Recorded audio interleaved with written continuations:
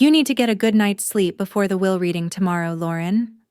Elise's voice rang out, sweet and soothing, a stark contrast to the thunder growling outside my secluded suburban Chicago apartment. My younger sister stood there in a wrinkle-free designer dress, playing the role of the perfect guardian angel. She didn't just hand me the medicine, she carefully poured the water, checked the temperature of the glass, and placed 2 white tablets into my hand with a level of solicitude that should have been suspicious. I was too tired and exhausted to question this sudden kindness. I swallowed them, silently grateful to my sister. But just before leaving, Elise leaned down, her ice-cold fingers lightly brushing my cheek. Her eyes suddenly darkened, flashing with a terrifyingly satisfied look. "Sleep tight, big sis," she whispered, her voice sliding down my spine like a blade of ice. "After tonight, you won't ever have to worry about anything again."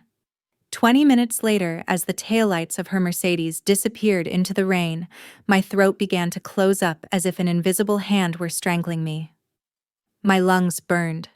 I collapsed onto the hardwood floor, my vision dissolving into darkness, belatedly realizing the horrifying truth.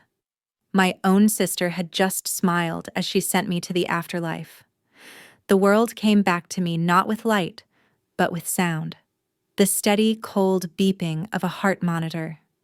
The pungent smell of antiseptic assaulted my nose, replacing Elise's expensive perfume and the smell of rain from my last memory. I opened my eyes. The stark white ceiling of the ICU appeared blurry. My throat felt raw, as if I had swallowed a handful of glass shards. When I tried to move, a warm, wrinkled hand grasped mine tightly. Not Mom. Not Dad. It was Mrs. Patterson, the widowed neighbor who lived next door, whom my mother always sneered at as a nosy hillbilly. "Don't move, dear." Her voice trembled with relief. "You've been in a coma for 4 days. The police are outside. The doctor said you just came back from the dead." 4 days. I had missed the reading of the will. The door to the hospital room opened, but it wasn't my family who walked in. A woman in an ash-gray blazer with a stern face and eyes sharp as a scalpel stepped forward. She introduced herself as Detective Martinez of the Chicago Police Department. Martinez didn't waste time with pleasantries. She pulled up a chair and opened a thick file on the table. "Ms. Sterling, we need to take a statement regarding your sister, Elise Sterling. But before we talk about the poison, I need you to confirm something." Martinez pulled out a stack of bank documents and spread them out in front of me. The numbers danced before my eyes, bringing back a splitting headache.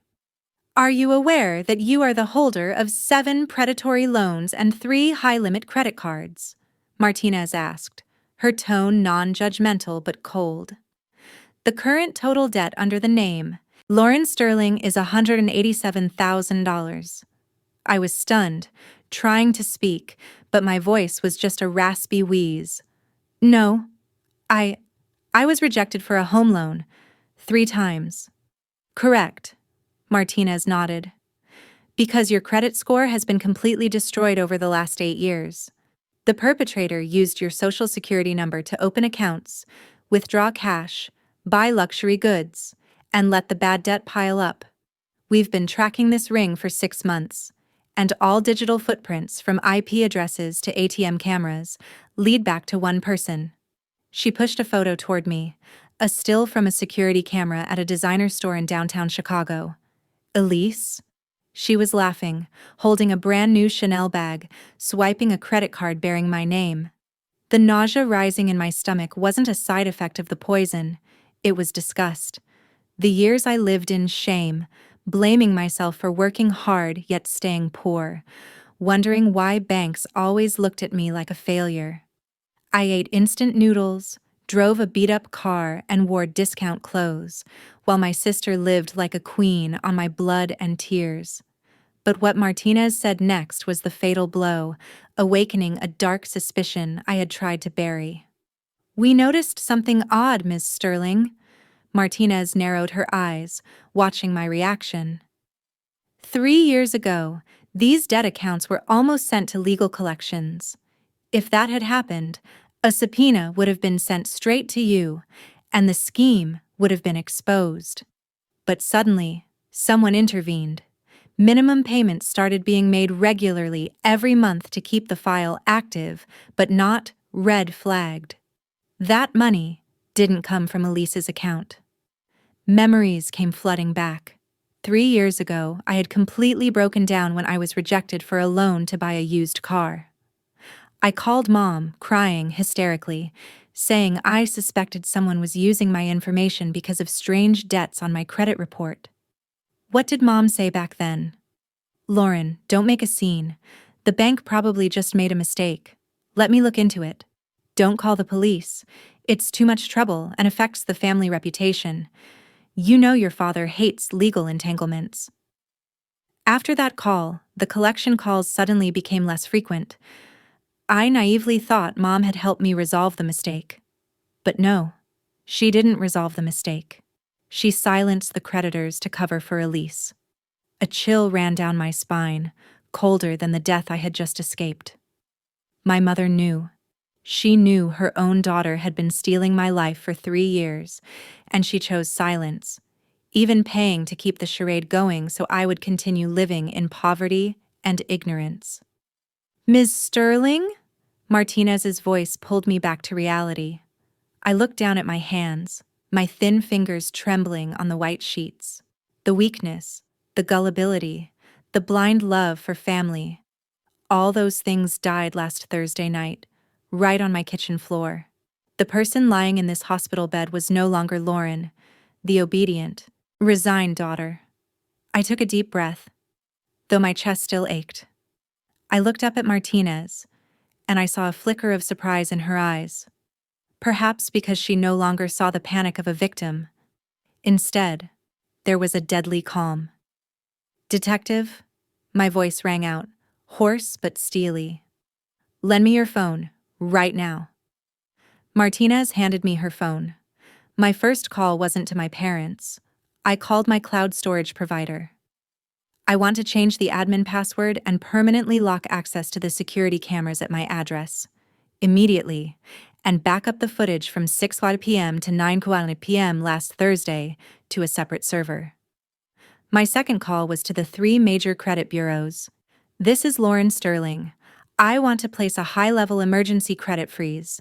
No one, including myself, is allowed to open any accounts for the next 30 days. I handed the phone back to Martinez.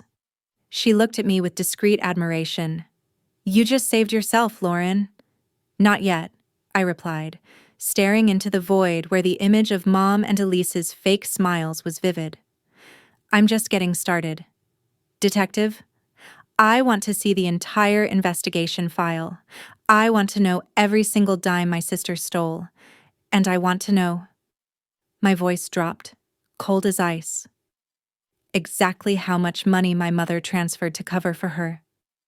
Martinez nodded, pulling another file from her briefcase. "I think you'll need to see this. This is Mrs. Sterling's bank transaction history." I took the file. The pain in my heart was gone, replaced by a block of ice spreading through my body.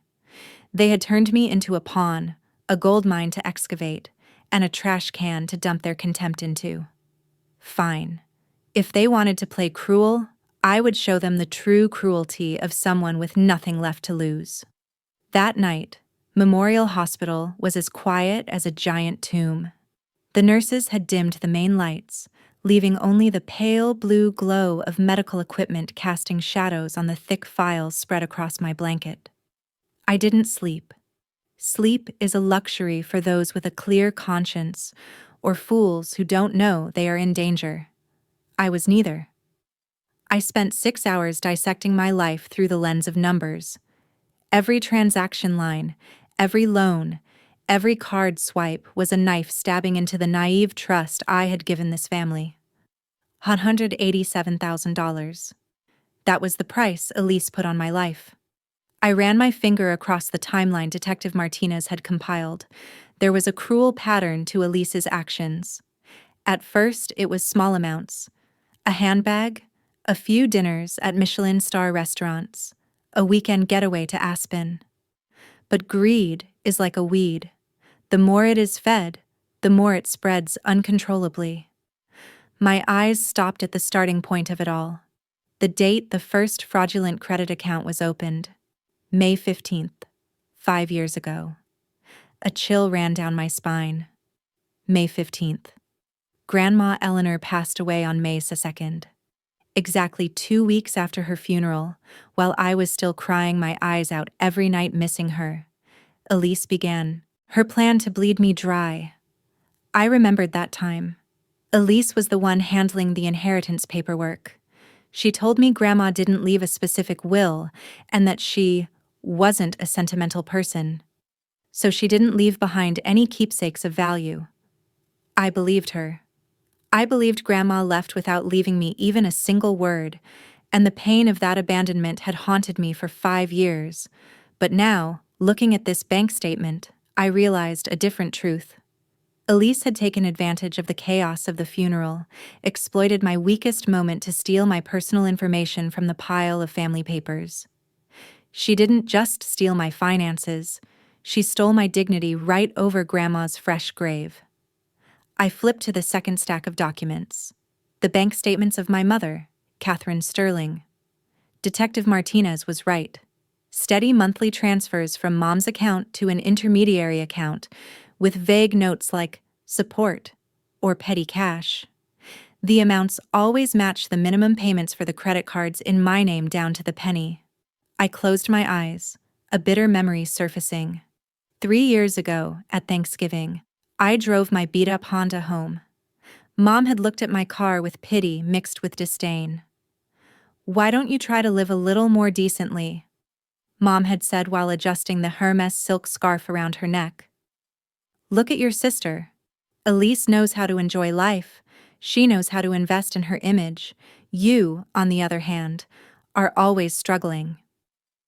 Back then, I had bowed my head in shame, feeling like a failure. But what was the truth?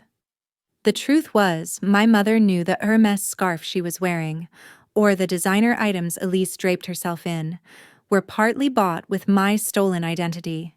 She knew I was carrying the debt for her precious daughter. And instead of stopping Elise, she chose to quietly pay the bank interest to keep the bomb from exploding, to keep the perfect Sterling family facade from being stained by a fraud scandal. They raised a monster in the house, and when the monster got hungry, they threw me in as food. A cold, quiet rage rose in my chest, completely replacing the fear. I no longer felt sad. Sadness is for things lost. As for me, I was preparing to take back what was mine. I reached for the pen on the table, crossing out the names of everyone in my family from the list of people I needed to protect. Dad, Mom, Elise. No one left. I was alone, but this solitude brought strength. It was sharp and clear. Suddenly, the bedside phone rang, tearing through the silence. 7 a.m., Sunday. I picked up, an old but stern voice echoing on the other end. It was Arthur Hendricks, Grandpa Harold's longtime personal lawyer. "Ms. Lauren." His voice had a hint of urgency. "I heard you are in the hospital. Are you all right?" "I'm still alive, Mr. Hendricks," I replied, eyes still glued to the numbers on the papers. "And more awake than ever." "Good." Hendricks lowered his voice, as if afraid someone might hear. "Because we have a problem. The reading of the will is still going to happen tomorrow morning as scheduled, regardless of your health condition. Those were Mr. Harold's strict instructions before he passed. He predicted some trouble." "Predicted?" I frowned. "Mr. Harold left an addendum, Lauren, a clause that only activates in the event you are in mortal danger or unable to attend. But since you are awake, the procedure will change slightly. There is someone you need to meet before stepping into the conference room tomorrow. Her name is Margaret." "Margaret? Grandpa's private nurse?" "Correct. She is holding something Mr. Harold wanted you to have. It's not in the official will. It is a weapon, Lauren. He said you would need it to face the wolves." I hung up, gripping the phone tight. Grandpa knew. Somehow, Grandpa knew everything before he died. He didn't just leave money, he left me a battle plan. I looked out the window. Dawn was breaking over Chicago, dyeing the sky red like blood. The storm had passed, but the real tempest of the Sterling house was just beginning. I peeled the electrodes off my chest and pressed the nurse call button. I needed to be discharged. I had a date with the past, and I didn't intend to be late. 8 o'clock, Monday morning. Chicago welcomed my return with a bone-chilling wind blowing from Lake Michigan, cutting through the black wool coat I had hastily bought at a store opening early on Michigan Avenue. I had been discharged, but my body still felt light, a strange detachment between mind and flesh. The aftertaste of the antidote still lingered on the tip of my tongue, bitter, reminding me I was living on borrowed time. I took a taxi to the location Mr. Hendricks had specified, a small, discreet coffee shop tucked behind skyscrapers in the Loop, 2 blocks from the law office. This was where Grandpa Harold used to sneak out to enjoy pastries without the housekeeper nagging him about his blood sugar. When I walked in, the doorbell chimed, lost amidst the hissing of the espresso machine.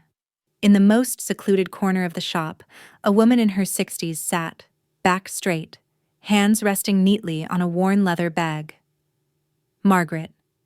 I had never spoken much to her. At the lavish Sterling family parties, Margaret was always just a faint shadow. The private nurse quietly taking Grandpa's blood pressure, the one my mother always complained was too sullen. But today, as I sat opposite her, I realized her eyes weren't sullen at all. They were bright, sharp, and held a deep understanding I had never seen in anyone in my family. "You're on time," Margaret said, not smiling, but her tone wasn't cold. It was the tone of a soldier carrying out a final mission. "Mr. Harold always said you were the only one in that house who respected other people's time." "Mr. Hendricks said you had something for me," I said, my voice still a bit raspy. Margaret stared at me for a long moment, as if assessing whether I was strong enough to carry what was about to be given. Then she sighed, a sound heavy with the fatigue of years witnessing the Sterling family's hypocrisy. "Before I give you this," she said slowly, gripping the leather bag, "I need you to know something. For the last 6 months of his life, Mr. Harold wasn't senile like your parents thought. He was lucid. He observed. And he cried. Lauren." My heart tightened. "He cried because of the illness?" "No." Margaret shook her head, her eyes hardening. "He cried because he realized he had raised a pack of wolves. He saw how Elise rummaged through his drawers when she thought he was asleep. He heard how your mother lied about your phone calls. He knew everything." She unzipped the bag, pulling out a thick brown envelope sealed with red wax, Grandpa's classic style, and a small black velvet box. "He wanted to give these to you sooner." Margaret pushed them toward me. "But he said you were too kind. You would use kindness to treat devils, and you would be eaten alive. He needed you to be backed into a corner. He said, 'Only when she loses everything will she be ready to use this sword.'" I touched the envelope. The paper felt rough under my fingertips. The sword. Grandpa didn't leave me money or words of comfort. He left me a weapon. "What's in here?" I asked, eyes fixed on the red wax seal. "The truth," Margaret replied curtly. "And punishment." Inside the envelope is a USB drive and original documents he secretly collected from Mrs. Eleanor's private lawyer, things Elise thought she had destroyed 5 years ago. She pointed to the black velvet box. "And this is what will make your sister regret ever being born." I picked up the box. It was cold, heavy. I hadn't opened it yet, but my intuition told me this was the final piece, the thing that would tear apart the hypocritical play Elise had staged. 45 minutes until the will reading? Margaret looked at her watch, then stood up. She placed a hand on my shoulder, a strong grip. "Don't let them see you cry, Lauren. Today is not a day for mourning. Today is Judgment Day. She left as quickly as she had appeared, leaving me alone in the corner of the coffee shop with Grandpa's true legacy. I ordered a double espresso, no sugar. I needed extreme clarity. I opened the envelope, took out the cold metallic USB drive, and plugged it into the laptop I brought with me. The screen lit up, showing a single video file named For Lauren, open, before entering the conference room. I put on my headphones, taking a deep breath to stop my trembling hands. I pressed play. The screen went black for a second. Then Grandpa Harold's face appeared. He was sitting in his familiar leather armchair in the study, behind him towering mahogany bookshelves.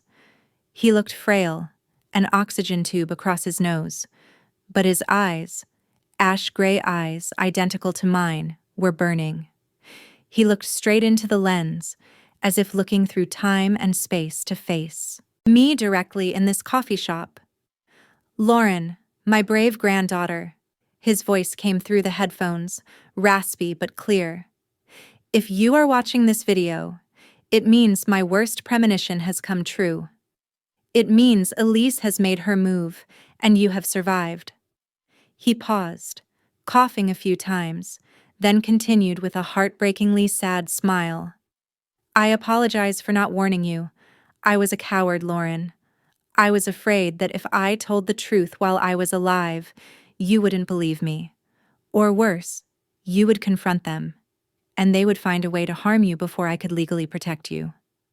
I had to wait. I had to let the trap snap shut. He leaned forward, his face filling the frame. You think Elise only stole your money? No. That $187,000, I paid it all off. I quietly settled all debts for you last month. That is not the issue. My heart pounded. He paid the debt? Then what did he want me to fight for? What Elise actually stole, the unforgivable sin. Grandpa's voice suddenly trembled, suppressing anger. Is what Grandma Eleanor left for you. 5 years ago, Elise didn't just handle paperwork. She found your grandmother's letter. She read the words she wrote to you, and she was jealous. She burned that letter. Or she thought she burned it. I held my breath. Grandma did leave me a letter. But Elise made a mistake. Grandpa smirked, a sharp, cold smile. She is greedy. She couldn't bear to throw away the necklace that came with the letter. She kept it. And I found it. I looked down at the black velvet box on the table. My hand slowly reached out, flipping the lid open. The velvet lid snapped open. Inside, resting silently on black silk lining, was a string of ivory-white pearls, radiating a gentle but mesmerizing glow. Each pearl was perfectly round, graduating in size toward the center, where a platinum clasp carved in the shape of an intricate rose sat. I stopped breathing. I knew this necklace. I had seen it sparkling on Elise's neck at the Christmas party last year. I had seen it in her flashy Instagram photos while vacationing in Paris. Elise had boasted to the whole family that it was an antique she won at an auction from a private collection in New York for $15,000. My mother had gushed over her refined taste, while I stood in the corner wearing an old sweater, feeling small and out of place. But now, the necklace was in my hands. In the headphones, Grandpa Harold's voice rang out again, pulling me from my daze. You recognize it, don't you, Lauren? Yes. These are the Mikimoto pearls Grandma Eleanor wore on our wedding day in 1965. She loved it more than any jewelry, not for its monetary value, but because she wanted to pass it down to her first granddaughter. To you. On the laptop screen, Grandpa held up a crumpled piece of paper. His hand shook violently, but his eyes blazed with fury. Elise told you Grandma left nothing, right? That Grandma forgot you? That was the cruelest lie I ever heard. 5 years ago, while ransacking her things, Elise found this box with a sealed letter addressed to you. She tore the envelope. She read her final words of love to you, and then, out of petty jealousy and greed, she decided to steal it all. Grandpa coughed violently, taking a moment to catch his breath. Margaret, sitting opposite me earlier, had quietly pushed a box of tissues toward me. I hadn't realized I was crying. She thought she destroyed the letter, Grandpa continued, voice hoarse. She threw the letter into the fireplace the night of the funeral. I saw the ashes the next morning, but Elise, however cunning, is still a novice child in this world. She didn't know your grandmother was obsessively careful. Eleanor always wrote drafts. She always kept a carbon copy of every important letter in her personal file sent to her lawyer. He pointed at the lens. Open the stack of papers Margaret gave you. Read it, Lauren. Read what your sister tried to erase from existence for 5 years. I put down the velvet box, my trembling hand pulling out the yellowed paper sandwiched between 2 cardboards. It was Grandma's slanted, elegant handwriting.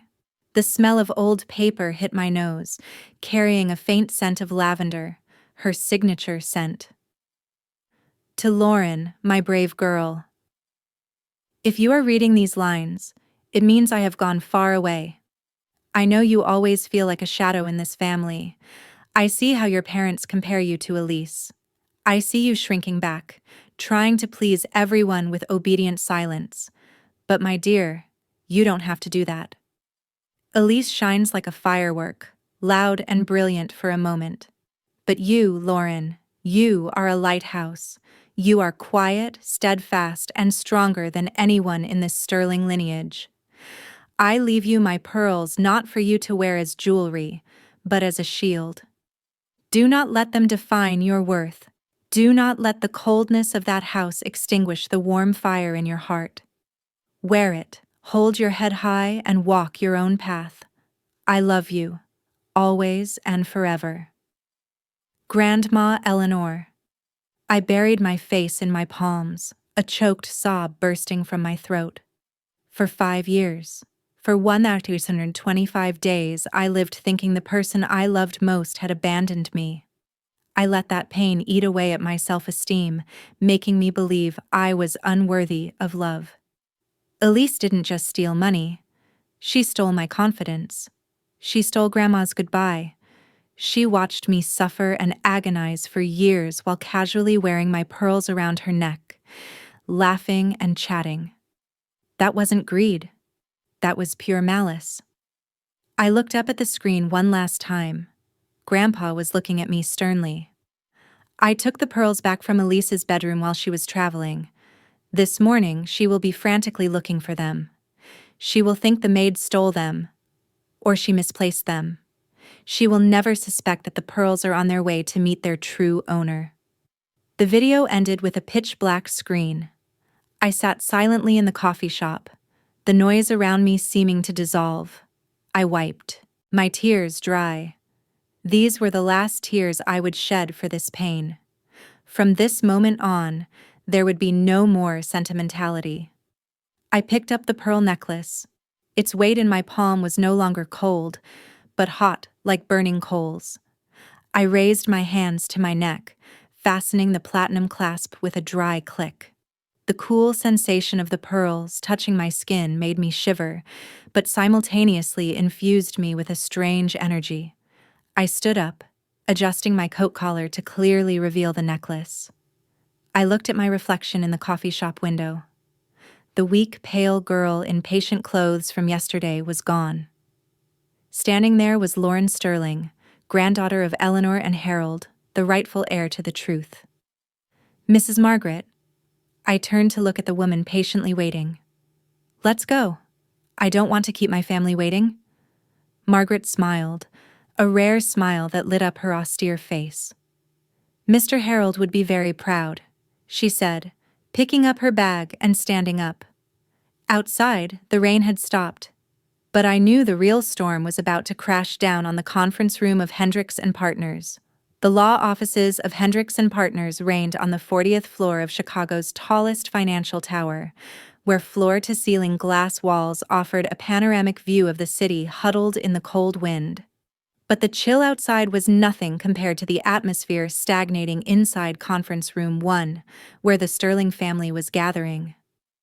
I walked into the room at exactly 9:55 a.m. They were already sitting there, arranged like a perfect tableau of aristocratic mourning. My father, in a hand-tailored black suit, was tapping his fingers on the polished mahogany table, eyes glued to his Rolex. My mother sat next to him, dabbing a lace handkerchief to her dry eyes, her face made up carefully to show appropriate grief while maintaining her glamour. And Elise. My sister sat opposite, radiant and sharp even in a modest black silk dress. She sat with the posture of a queen awaiting coronation, back straight, chin slightly raised, radiating the confidence of someone who knows for sure she will win. When the heavy door closed behind me, 3 pairs of eyes simultaneously locked onto me. "Lauren?" my mother exclaimed, her voice a mix of surprise and annoyance. "What are you doing here? I thought you were still in the hospital? Good Lord, look at you, you look so haggard." She didn't ask if I was okay. She only cared that my haggard appearance ruined the perfect family composition. I didn't answer. I slowly walked to the empty chair at the head of the table directly opposite Elise. I deliberately took off my black wool coat, revealing a simple black dress hugging my body. And most importantly, I revealed the Mikimoto pearls. The ivory pearls shone brilliantly under the crystal chandelier. The moment Elise's eyes touched the necklace on my neck, her smirk vanished. Her face went from rosy to sheet white faster than when the poison hit me. Her eyes went wide, pupils contracting in fear. She recognized that platinum rose clasp. She knew exactly where this necklace was supposed to be.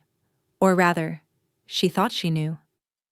I raised my hand, gently rolling the largest pearl between my fingers, eyes never leaving Elise. A deadly silence enveloped the room, so heavy one could hear the hum of the air conditioner. "What's wrong, Elise?" I asked, my voice light as breath but sharp as a razor. "You look like you've seen a ghost." "You?" Elise stammered, gripping the edge of the table until her knuckles turned white. Where did you get that?" "Heirlooms always find their way back to their true owners." I smiled coldly. Mr. Hendricks entered the room, cutting through the tension waiting to explode. The old lawyer glanced at me, gave a slight nod, a covert signal, then sat down at the head of the table. "Shall we begin?" he asked, opening the leather file on the table. "The last will and testament of Mr. Harold Sterling." "Wait." Elise abruptly stood up. She had regained her fake composure. She couldn't let my presence or the pearls ruin the grand plan. She opened her Hermes bag, pulled out a document stamped in red, and threw it hard onto the slick table surface. "Mr. Hendricks," Elise's voice rang out, steely and condescending. "Before you read anything, you need to see this. This is the full medical and legal power of attorney that Lauren signed this morning." My parents turned to look at her, then at me, confused.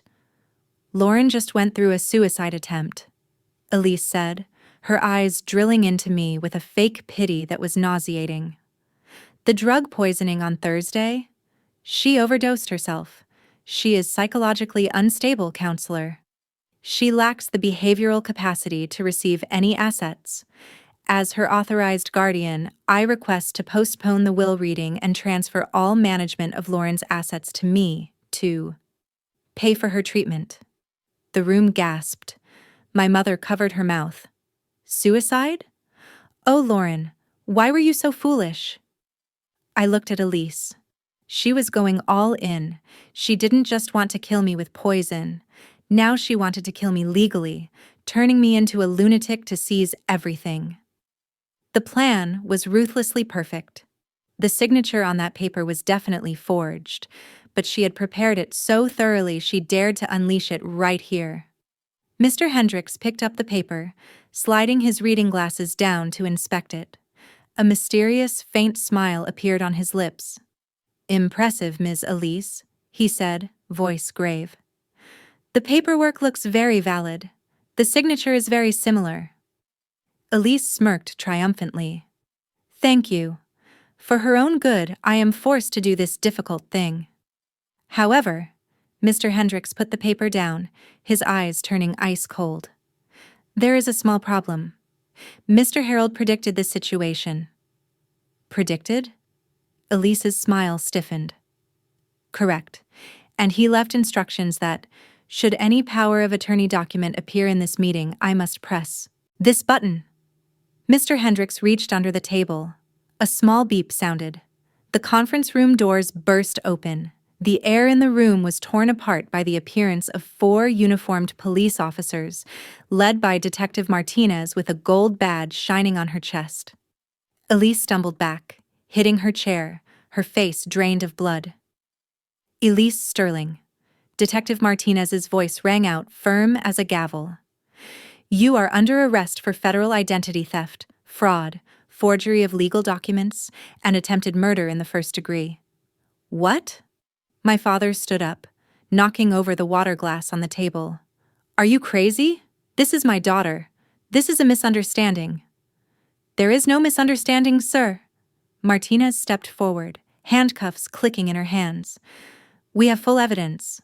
Video extracted from cameras, transaction history, and even the forged power of attorney she just placed on this table. That is evidence of a crime caught in the act. 2 officers moved in, twisting Elise's arms behind her back. The sound of metal clinking was chilling. Elise struggled, screaming hysterically, the aristocratic mask completely shattering, revealing the nature of a beast cornered. Let go of me, Mom, Dad, do something. Tell them to let me go. I didn't do anything. Lauren, you bitch, you set me up. I remained seated, back straight. I reached up to touch the pearls on my neck, feeling the calm beat of my pulse under my skin. I didn't set you up, Elise, I said, my voice strangely calm amidst the chaos. I just turned on the lights, and cockroaches are always afraid of the light. The police dragged Elise out of the room. Her screams echoed from the hallway, fading until the elevator doors closed. In the conference room, only my parents remained standing frozen like melting wax statues, and I, the sole survivor, sat silently watching them with dry eyes. The real reading of the will was just beginning. The conference room doors closed behind the police officers, carrying away Elise's desperate screams, returning a heavy, leaden silence to the room. My father, Richard Sterling, collapsed into his chair. The man who had taken pride in his real estate empire all his life now looked like a building whose foundation had just been demolished. He held his head, fingers gripping his silver-groomed hair. What will happen to her? He mumbled, voice breaking. Prison? God, the family reputation. My mother, Catherine, seemed to recover faster. She adjusted her Chanel jacket, taking a deep breath to regain the demeanor of a lady. She stood up, grabbing her handbag. We need to call the best criminal lawyer, she said quickly, voice hardening. Richard, call Judge Wilson. He owes you a favor. We have to bail her out before the press sniffs this out. Lauren. She turned to me, eyes sharp and cold. Are you happy now? You just sent your sister to prison. Go home. We will talk about your attitude later. I didn't budge. I just slightly raised an eyebrow toward Detective Martinez, who was standing blocking the exit. Mrs. Sterling, Martinez spoke up, voice calm but full of authority. You aren't going anywhere yet. My mother froze. What do you mean? My daughter has been arrested. I need to go take care of her. Elise isn't the only person in this room named in my investigation file. Martinez walked back to the table, opening another compartment in her briefcase. Please sit down. The next conversation is about your role. Ridiculous, my mother scoffed, but I saw her hand trembling as she gripped the chair. I am a victim. I knew nothing about Elise's crazy actions. Really? Martinez threw a stack of papers onto the glossy wooden table. The sound of paper hitting the table rang out like a gunshot. Then how do you explain these transactions? My father looked up, reaching for the paper. His eyes scanned the lines quickly, and then his pupils dilated in horror. "Catherine?" Dad whispered. "This is your secret account statement? Why are you transferring exactly $3,500 every month to this anonymous account? This is the payment account for the credit cards in Lauren's name?" I looked at Mom. Her face went from pale to ashen gray. Martinez continued, every word nailing into the air. 3 years ago, the banking system sent a warning about Lauren's bad debt to your old home address. You were the one who received the mail. You knew Elise stole her sister's identity to spend lavishly. But instead of stopping your youngest daughter or telling your eldest, what did you do? You used your slush fund to pay the minimum monthly interest. You weren't helping Lauren pay debt. I spoke up, voice icy. You were buying silence. You paid so the bank wouldn't call me. You paid so Elise could continue living luxuriously on the pile of debt in my name without being detected. I did it for the family, Mom screamed, the calm facade shattering. She looked at Dad, then at me, with eyes brimming with tears, the crocodile tears I had seen too many times. Richard, you know Elise. She's weak. She made a mistake. If it had come out 3 years ago, what would her future be? I just wanted to clean up that mess. I planned to pay it off gradually. Clean up? Dad stood up, his voice trembling with suppressed rage. Look at your eldest daughter. Lauren has lived in poverty, rejected for every loan, looked down upon as a failure for years. And you knew the reason? You saw her suffering and you said nothing? Because Lauren is strong. Mom turned to glare at me, guilt vanishing, replaced by a strange resentment. Look at her. She can always take care of herself. She doesn't need anyone. She moved out. She got a job herself. She never called me crying like Elise. Elise needs me. She needs my protection. But Lauren is too independent. She's cold exactly like your father, Richard. I sat stunned. For the first time in my life, I understood the deep reason for this: estrangement. She didn't hate me because I was incompetent. She hated me because I didn't give her the chance to be the savior mother. She enabled Elise because Elise's brokenness made her feel valuable, needed. A sickly codependency. That's not all. Martinez cut through this twisted psychological drama. She pulled out a final paper. Mr. Sterling, you should see this too. It was a mortgage loan contract for $50,000 from 2 years ago. Your signature is in the guarantor section. Martinez pointed to the scrawl. Dad picked up the paper, his hand shaking so much the paper rustled. I remember this. Elise said Lauren wanted to buy a small condo, but her file was weak. She needed Dad to co-sign. She said Lauren was shy, so she didn't dare ask me directly. I signed because I wanted to help Lauren. He looked up at me, regret flooding his eyes. Lauren, you never bought that condo, did you? I never knew about this paper, Dad. I replied gently. Elise took that money, bought the Mercedes she drives, and Mom. I looked at the woman shrinking into her chair. Mom definitely knew that. Martinez nodded in confirmation. We found email exchanges. Mrs. Sterling texted Elise right after you signed. Dad signed it. Remember to destroy the copy sent home before he sees it, and don't let Lauren know. She'll make a fuss. Dad let the paper fall to the floor. He looked at the wife he had lived with for 40 years like he was looking at an alien creature. The respect, love, and trust in his eyes extinguished, leaving only disgust. You aren't being arrested today, Mrs. Sterling, Martinez said, voice cold as she gathered the files. Because you didn't directly sign fake papers, but you will be prosecuted for concealing a crime and accomplice liability. You will stand trial along with your daughter. And I promise, I will recommend the maximum sentence for this cruelty. My mother burst into sobs, the crying echoing in the large room but touching no one. She reached out toward me. Lauren, Mommy's sorry. I was wrong. Save me. I stood up, adjusting the pearl necklace. I looked at her, not with hatred, but with pity for a pathetic person. You weren't wrong because you loved Elise, I said, voice so calm I surprised myself. You were wrong because you thought I was strong enough to endure your betrayal. I'm not strong, Mom. I just had no other choice. I turned to Dad, who was sitting head bowed like a sculpture of collapse. I'm leaving, I said. I have my own life to reclaim.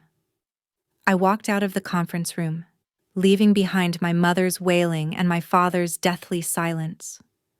The door closed with a definitive click. It was the best sound I had ever heard. The conference room door closed, completely cutting off the chaotic sounds from the hallway. My father had chased after the police, and my mother ran after him, leaving only 3 people in this vast meeting room: me, Lawyer Hendricks, and Margaret.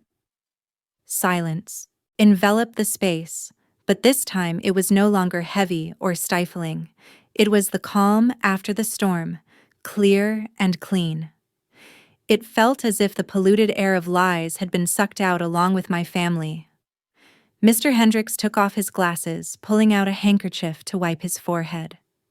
He let out a long breath, then looked at me with the warm eyes of a grandfather looking at his granddaughter. You did well, Lauren, he said softly. Mr. Harold was right to bet on you. Did he know this would happen? I asked, hand still on the pearls, feeling my heart rate slowly steadying. He hoped not. Hendricks shook his head sadly. But he prepared for the worst-case scenario. And now, as the unworthy have departed, we can proceed to the most important part of this morning, the part Mr. Harold wanted exclusively for you. He opened the final page of the will, his reading voice becoming formal but full of emotion. Regarding the remainder of my estate, including the mansion at Lake Forest, the stock portfolio valued at $5 million, and all cash in trust accounts. He paused for a moment, looking up at me. I leave it entirely to my granddaughter, Lauren Sterling. I was stunned. I knew Grandpa loved me, but I never thought he would leave everything to me. In this family, traditionally, the eldest son, my father, was the main heir. Attached is a statement. Hendricks continued reading. This is not favoritism. This is restitution. For the past 35 years, I have witnessed my granddaughter being treated unfairly in her own home. I have seen her quiet efforts ignored, while fake glamour was celebrated. This fortune is to ensure that, from now on, Lauren will never have to bow her head to anyone, never have to fear for finances, and never have to depend on those who did not know how to cherish her value. Tears welled up in my eyes. Not because of the huge amount of money, but because of those words. Grandpa had seen it all. He used his final power to return justice to me, to affirm to the world that I was not a failure. Hendricks put the will down and picked up a cream-colored envelope yellowed by time. This wasn't a copy or an image on a video. This was the original. And this, he said, voice trembling, is the original letter from Mrs. Eleanor. Her private lawyer kept it in a secret archive for the past 5 years per her special request, in case the original was lost or stolen. Now, it belongs to you. I received the letter with both hands. Thick stationery, frayed edges, carrying the faint scent of lavender. Grandma's scent. I had read its content via video this morning, but holding it in my hand was a completely different feeling. It was physical proof that her love was real. It wasn't a mirage, not the imagination of a lonely child. I stroked her handwriting. To Lauren, my brave girl. Margaret, who had been standing silently by the window, walked over and sat down next to me. She put a hand on my shoulder, a gentle gesture my mother never did. She loved you so much, Lauren, Margaret whispered. In her final days, she always talked about you. She worried that when she was gone, There would be no one to protect you from the coldness of that house. She left the pearl necklace not because it was expensive, but because she said pearls are created from pain. A grain of sand gets into the oyster, causing it pain, but it wraps that pain in layers of nacre to create the most beautiful gem. She said, "You are that pearl." I closed my eyes, letting the tears roll down my cheeks. For the first time in years, I didn't try to hold back. I cried for the 10-year-old Lauren always alone in her room. I cried for the 25-year-old Lauren scolded by her mother for not being as successful as her sister.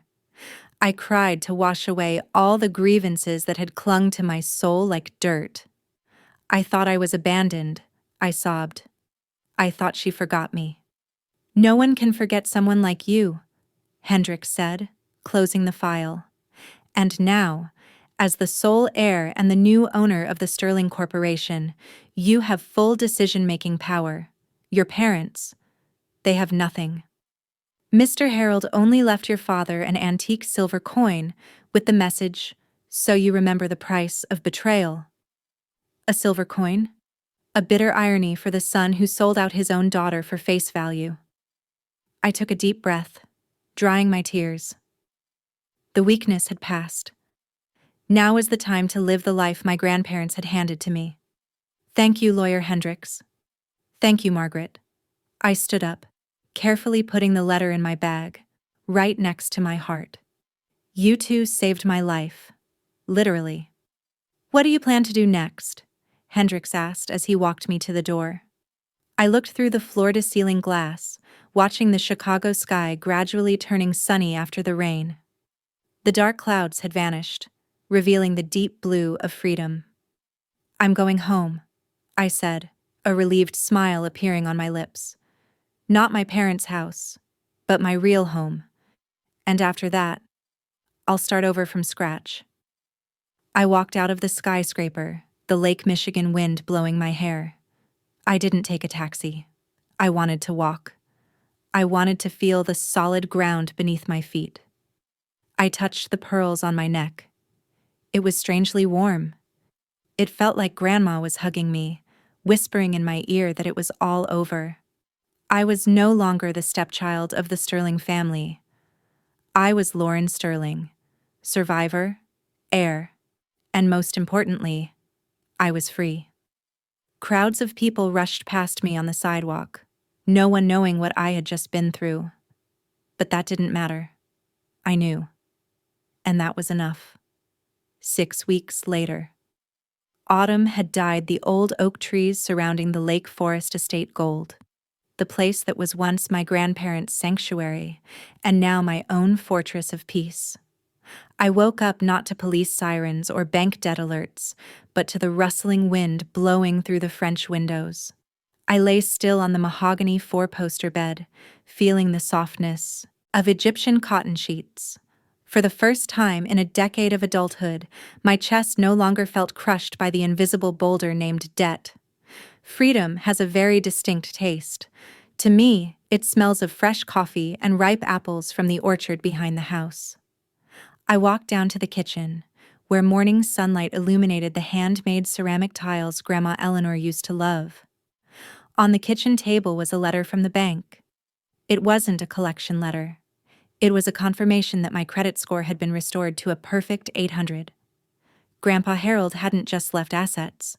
Before he died, he silently used his private funds to pay off the entire $187,000 principal and penalty interest caused by a lease. He wanted my new beginning to be truly pure, untainted by any remnants of old sins. I touched the pearls on my neck, silently thanking him. He had washed the mud off me even when he was no longer present. The phone rang at 10 a.m. It was Detective Martinez. "Good morning, Ms. Sterling." Her voice sounded much more relieved than our last meeting. "I have the latest news from the federal prosecutor's office. Do you want to hear it? Or do you want to authorize your lawyer?" "I want to hear it," I replied, holding a hot cup of tea walking out to the porch. "I need to hear it."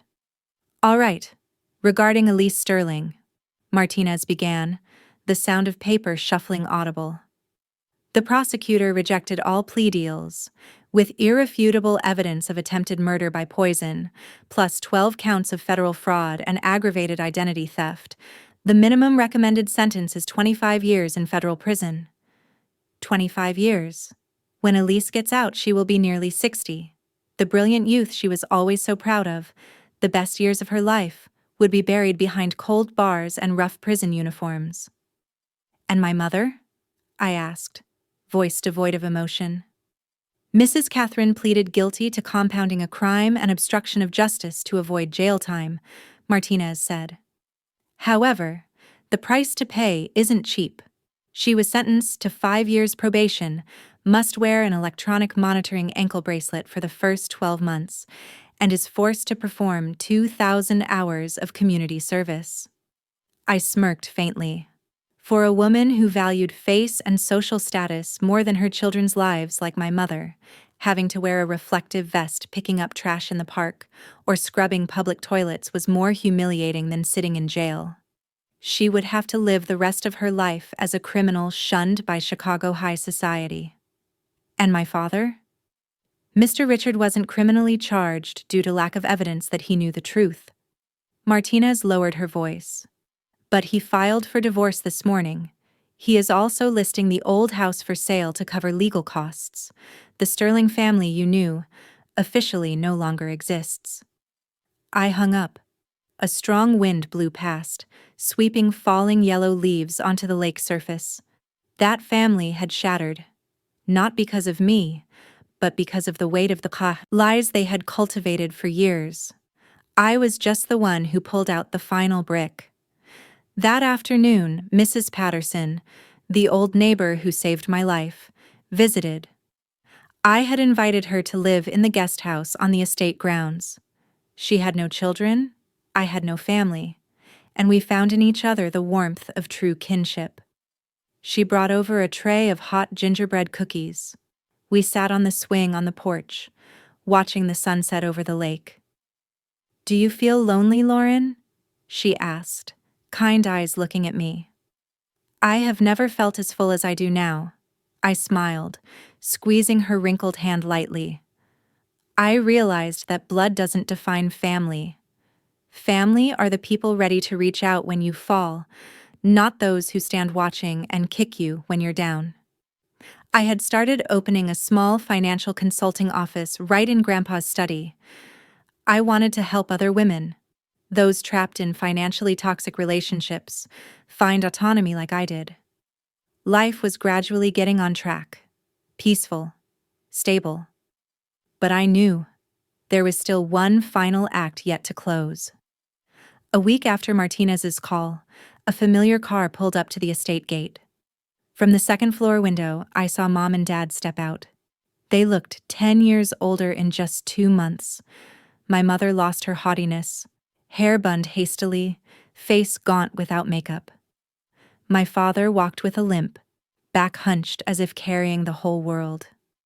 They stood before the iron gate, looking into the house they would have rightfully inherited had they not been so cruel. They came here to beg. I knew that.